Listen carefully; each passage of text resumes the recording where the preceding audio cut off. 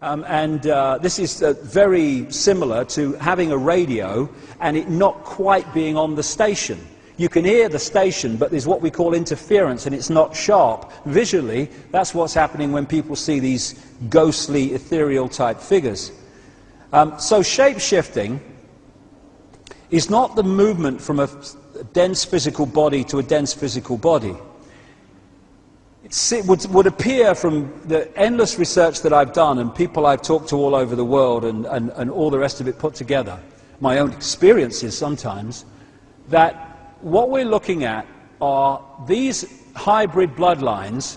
Because of the hybrid nature of the DNA, the software program, they have a vibrational sympathy with that which interbred with them.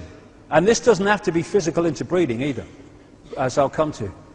And so these bloodlines can be, quote, possessed, their emotional, mental faculties taken over much more easily than the general run of the population does not have that hybrid DNA, thus that vibrational sympathy, compatibility between the two energy fields.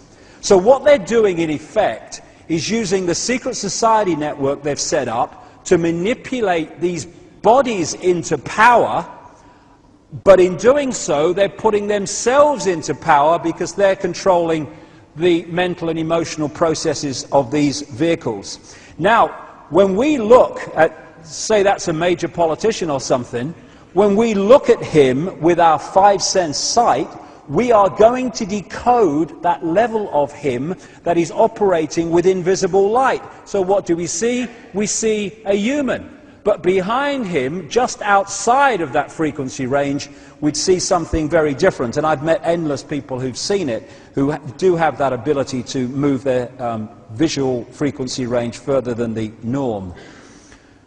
So what is happening is, with shape-shifting, or one way that it's happening, is sometimes that energy field just outside of visible light moves in to that frequency range. It sometimes happens when this vehicle is going through great emotional turmoil. I've had that story told to me many times when people have seen this, the circumstances surrounding it. And at that point, this energy field enters visible light and becomes the prime forward energy field. And then it goes back again. To the observer, who is decoding that energy field through the brain and turning it into a physical experience, what he observes only in his head is human, non-human, human. Did you see that? But it wasn't physical, it was a change in the decoding of the brain of the energy field it's observing. So what we're looking at, I would suggest, but you know, people make of it what they will, are fields where we decode the human one, but behind it is another one that looks anything but human.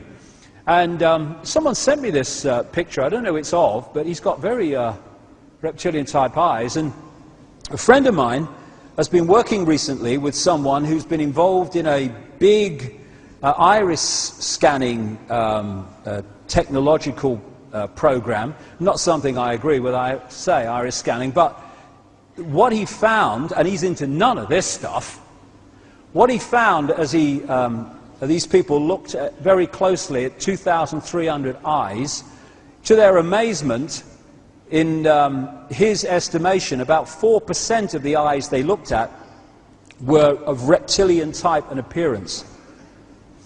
All over the internet, people have started talking about this now, and these pictures are circulating. This might be probably is just a trick of the light, but it's very symbolic of what we're looking at. That was on the front of the 14 Times, taking the piss out of me. I thought, thank you very much, nice picture, I'll have that. Very symbolic. And it's all these other people and all that stuff. And another thing that you find is a number of therapists have sent me pictures. This is a common theme. Therapists working with satanically abused people, trying to get their minds back after all this abuse, and sexually abused people that have been in these mind control projects. And it's a very consistent theme that when these people have been victims of this, they use a lot of drawing to try to draw out their memories.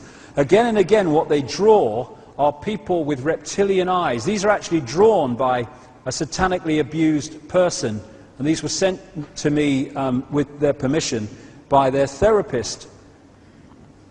Again, Roman Polanski, was talking from knowledge, shall I put it, when he made that film Rosemary's Baby in the 60s with Mia Farrow. And for anyone who doesn't know about that, if you can get hold of a copy, it's worth watching. Mia Farrow is pulled in unknowingly because they want her to interbreed with one of these non-human entities to give birth to a child of the bloodline. And this satanic group get hold of her and they put her under mind control and they impregnate her and stuff.